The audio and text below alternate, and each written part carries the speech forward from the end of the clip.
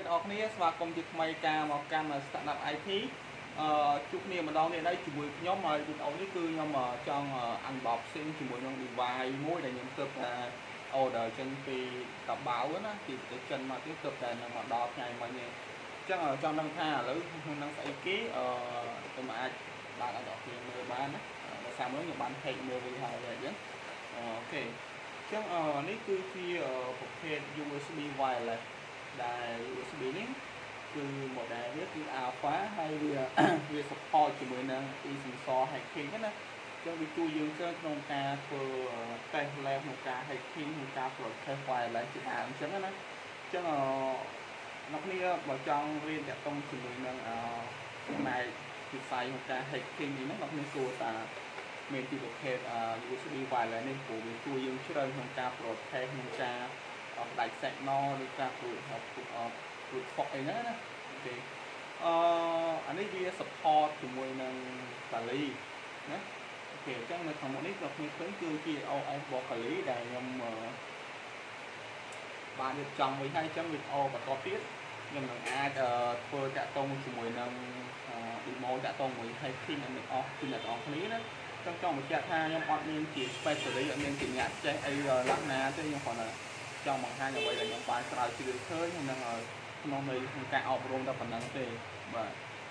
អូខេឥឡូវកុំឲ្យខានពេកយូរខ្ញុំឥឡូវខ្ញុំ unbox device នេះហ្នឹងតើវាមានអីគេខ្លះនៅក្នុងហ្នឹងអូខេ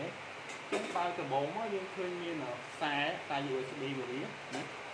ហើយមានអង្កានវាមួយសម្រាប់ជាអង្កានចាប់ signal ណាអូខេហើយអានេះគឺ disk driver សម្រាប់បើយើងប្រើវាជាមួយនឹង VM យើង install OS Kali ហ្នឹងនៅលើ VMware Workstation នោះមានត្រូវការ disk driver វាណាតែបើសម្រាប់ខ្ញុំបាន install វានៅលើម៉ាស៊ីនពិតពី support ម៉ាស៊ីនរបស់ខ្ញុំអញ្ចឹងអត់ចាំបាច់ត្រូវប្រើ disk ទេមកទៅនេះគឺជាដុំមកវាណាគឺជាដុំមកវាអញ្ចឹងដុំនេះគឺ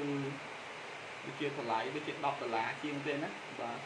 ពីម៉ាក Alpha វាអូខេហ្នឹងការ install យើងគ្រាន់តែ move ចូលអញ្ចឹងទៅអូខេហើយខ្ញុំសុំបកនេះតិចអូខេហើយយើងគ្រាន់តែ move ចូលទៅយើងមានអង្គការវាណាបាទអញ្ចឹងនេះវាជា USB របស់វាចុះខ្ញុំបានចំណាយលុយទៅទិញ adapter wireless មួយម៉ាក T-Link ណាថាខ្ញុំរកទិញadapter នេះអត់បានខ្ញុំក៏សម្រេចចិត្តទិញ T-Link គឺវាអត់ support ជាមួយនឹង Kali អញ្ចឹងខ្ញុំទិញមកដូចជាអត់បានប្រើវាដែរទុកចោលឥឡូវខ្ញុំក៏សម្រេចចិត្តថា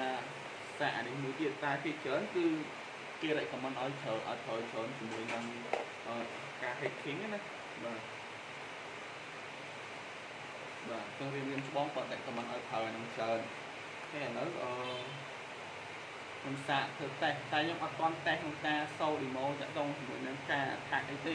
គាត់ថាតេស្តដល់ពេលដែលដោតទៅវាមានអីកើតឡើងអញ្ចឹងណាអូខេខ្ញុំពេលដែលដោតទៅដូចជាមានភ្លើងមួយជាមានភ្លើងអូខេមានភ្លើងនៅលើវាហើយខ្ញុំឆែកមើលនៅលើនេះតិចអូខេណាអូខេណាគឺវាបាទខ្ញុំសូមចូលតិចគឺវាចាប់បាននៅឈ្មោះ Wi-Fi ខ្ញុំអីលើនេះណាគឺមានដូចវាមក available អញ្ចឹងវីដេអូនេះគឺខ្ញុំមានតែប៉ុណ្្នឹងទេតាក់ទងជាមួយនឹងការប្រើប្រាស់ USB wireless ក្នុងការនិយាយចឹងណាការថាក់មួយយើងការរៀនតេស្តមួយយើងអញ្ចឹងព្រោះបងប្អូនចង់ដូចខ្ញុំប្រាប់នោះនេះបងប្អូនចង់ធ្វើការរៀនតេស្តឬការsecurity test ប្រវត្តិនេះគ្នាគួរតែមានប្រភេទ device អញ្ចឹង support ជាមួយនឹង laptop មួយ computer របស់គ្នាតែបើអ្នកគ្នាប្រើជាមួយនឹង USB wireless ឬ adapter wireless របស់ម៉ាស៊ីនជាក់ស្ដែងគឺភាគច្រើនវាអត់ support ហើយអត់ខ្លាំងដោយប្រភេទចេះណានេះគឺវាខ្លាំងបាទអញ្ចឹងវីដេអូនេះមានតែប៉ុណ្្នឹងទេហើយយើងជួបគ្នានៅវីដេអូក្រោយតាក់ទងជាមួយនឹងការ demo ក្នុងការ hack ក៏ food ទៅលើ Wi-Fi ណាអរគុណច្រើនសម្រាប់វា